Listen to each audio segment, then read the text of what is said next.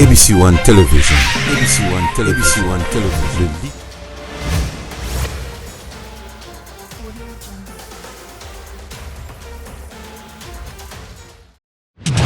ABC One Television. ABC One Television. ABC One Television.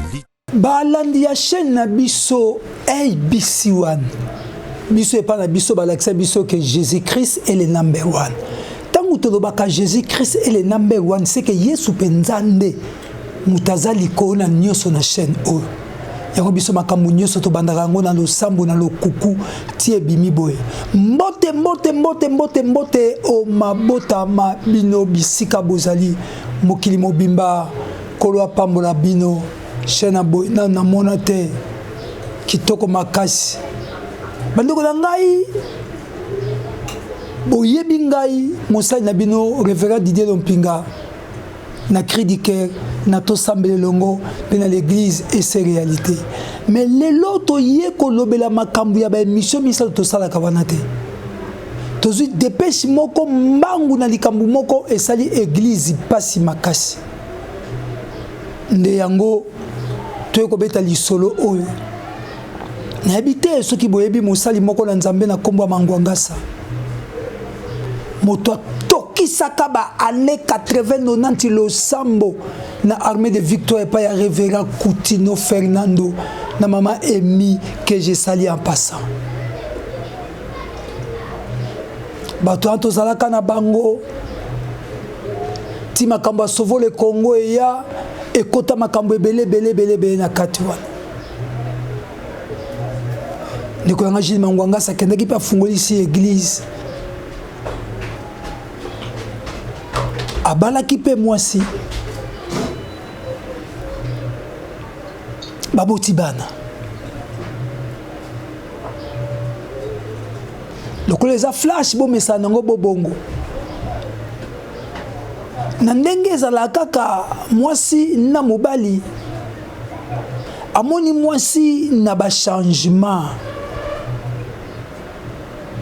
kati na ba changement wana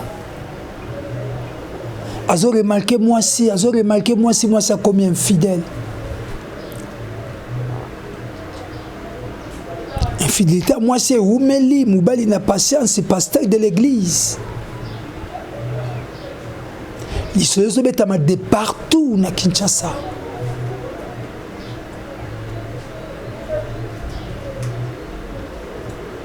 Donc moi si penza a comment na yeko bimana Moubali mususu. Quelle honte dans cette église. Moi, si y a pasteur, a bela biente, a komi ko bima na mibali misusu.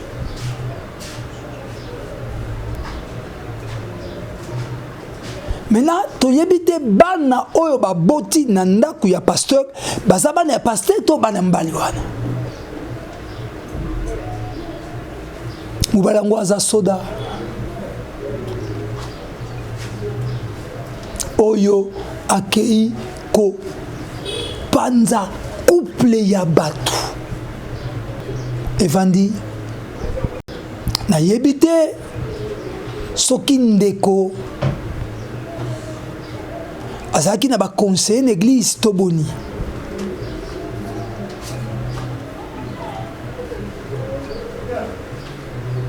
et sali que moi c'est azoko bakaka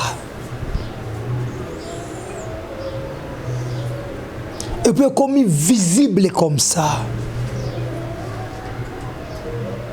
Je sais pas si on peut appeler ça un esprit impie ou bien to ko benga yango nini na ebité.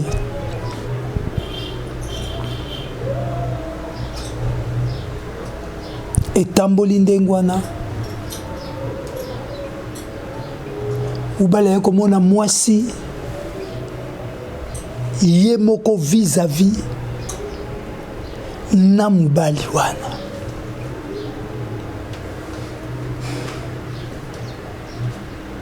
bazokita bayeko tika mama mokonzi na motuka ye na tata pe na bagarde ko mibale. Ça fait mal au cœur.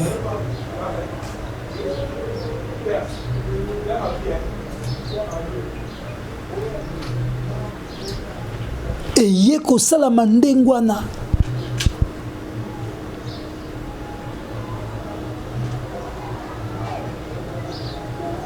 Ndeko azwi ekateli. Ekateli nini azwi mama Mboyo, donc il a le conduit fa pekato mama le sako na yo. Merci na ba soutien no clique nyonso ya mama na biso Chantal Ayawo, merci na ba soutien na bi.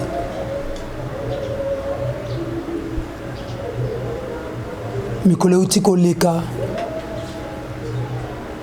pasteur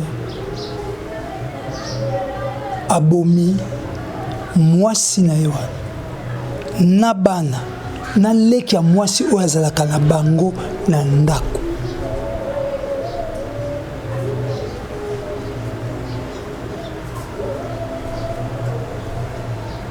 Abomi bango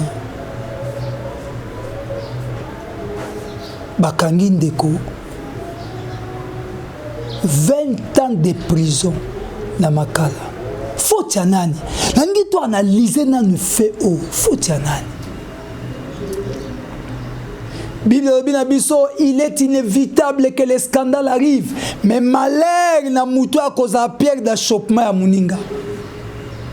Ça c'est la parole de Dieu.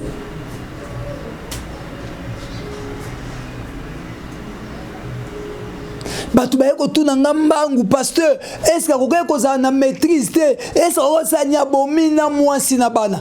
Première impression, nous condamnons toujours parce qu'il y a eu mort d'homme. Mais moi je fais pas mon jugement le quoi batunyo so basalaka.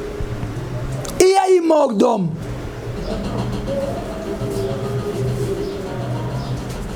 Oui, certes, c'est vrai. Batouba Koufi.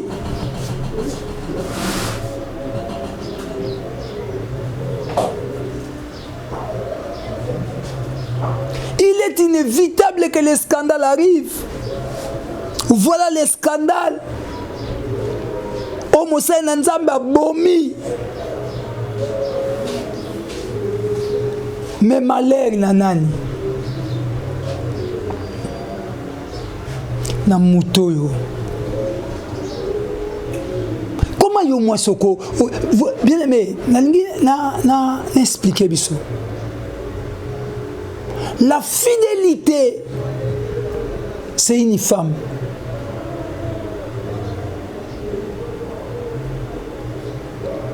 Une femme ne peut jamais se mesurer na mubali. Nous n'encourageons pas bateau baosa buzoba ana mwasi aboyi mwasi comme mwasi avui mwasi ministère et comme ça buzoba na kati l'évangile. Voilà aujourd'hui pourquoi l'évangile est sous nanguyate. Donc akoko ya mutu mabe akoko ya l'église mais nguya eza lisute parce que via lisumu etoni na kati l'église.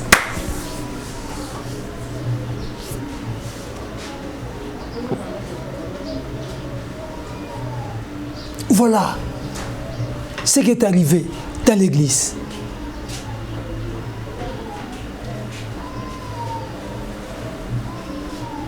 Maintenant, Ndeko, 20 ans de prison. Parce qu'il a tué. Abomina Bana. Pourquoi Abomina Bana? On ne sait jamais. Ce qui n'a mouté maintenant, qu'est-ce que Bano Baza Yangai? Papa osé. Ba moyenne, tout que tout coûte à la prison. L'homme sage qui chasse homme bazo blaka li solo oyo. On peut biso le cola et biso li tout se pointe à cana pointe. Ne yangwana.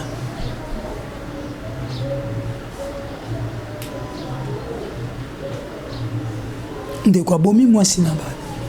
Et pas bomi na leki ya moi siné. Pourtant musuto ayaki na ndako tu leki ya moi sabino ya bimaki kaka zoya.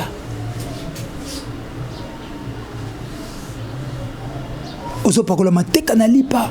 Ozo kolisa lisumu na vie. Voilà nde yoko saka mubali nao. Voilà ndenge yo ozo détruire foyer na yo malembe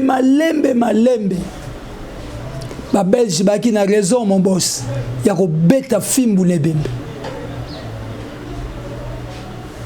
Comment une femme pareille à cause na kati ya libala po na ko témoigner likambo tozana ndeko pasteur oyo na bengisaki po na kotuna mutu na pasteur ka di bonjour. Bonjour pasteur Didier. Papa boni bokomi ko boma boye Gilles Mangwanga sabomi mwasi na bana na ndeko mwasi so yebi nouvelle ngo. Oui na yebi nouvelle on a pasteur Didier. Est-ce que koko yebi sa bandeko bazwa ndao na kati na ABC1 awa Yesu nde mutazali number 1 eza ndenge nini papa? Omoni pasteur Didier Lopinga par rapport à makambo yo omoni biso ba pasteur to souffraka mingi na kati ba foyer na biso. Lokwa tozali ba na Nzambe tolingaka te vraiment makambo na biso eluka kobimaka mingi libanda. Alors surtout tolandi histoire ya naroba grand frère na biso le révérend Mangwangasa omoni ke moi sine na kati ya ndako akomya kosala ba bêtise ozalaki a complicité même na bana parce que moi na ye moko azalaki na terrasse oyo mama na bango azalaka na likangu bayaka kokutana na kati ya terrasse. Mwana ya pasteur asala terrasse. Pourquoi? Parce que papa komaki na faiblesse, papa zesu na mbongo te, nde mwana sala terrasse wana mama na bango ayaka kokutana na likangu na ye na kati ya terrasse wana. Donc faiblesse à papa eboti terrasse wana. Omoni pasteur Mangwangasa eloko asali papa biso nyonso toza contre yango. Mais to luka toye ba source wana pourquoi lo netina ki pasteur Mangwangasa asala eloko wana komati na niveau ya koboma mwasi na bana na ye. C'est ça le problème papa. Pasteur Mangwangasa bomi mwasi na bana. Eloko to condamner yango. Mais source na yango esenge l'état na biso balko tati na kati bana na so baluka major wana basambi ça y est. Azande major. Oui, ça major parce que moi si abatou o babali yo banda ko bimana pourquoi? Ou banda bimana pourquoi? Des eloko mo pardon pasteur, mais tout na mi pardon. Mais tu n'es que abomie na mondoki to deni. Ba passer beaucoup même mindoki ndako. Bon, nazala ki sur place te, mais ndenge tozo yoka na ba etando ike que le pasteur abomaki mwasi na bana na mbeli. Ezaki na mundu kiti parce que pasteur azaka soldat na mundu kiti. Bana combien? Abomi bana misatu na leka mwasi na ye moko. Lokola 4 personnes. L'ité ani le koko pesa balandi biso ya ABC1 bazolanda aussi. L'ité ezali ete pasteur okoko komati na niveau ante.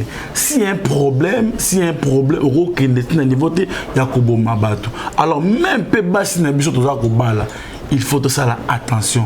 Obali mosala nzambe. Ezame oza mosala nzambe te. Pourquoi yo ndimaki mutu na libala?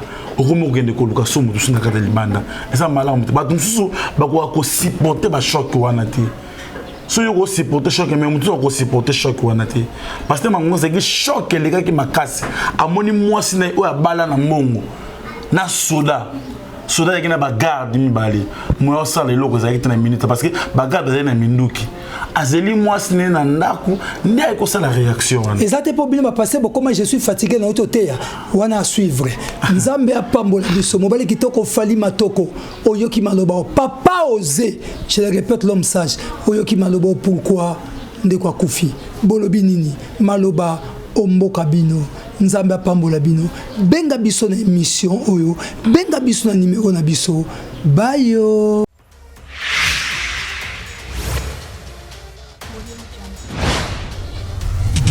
ABC1 Television.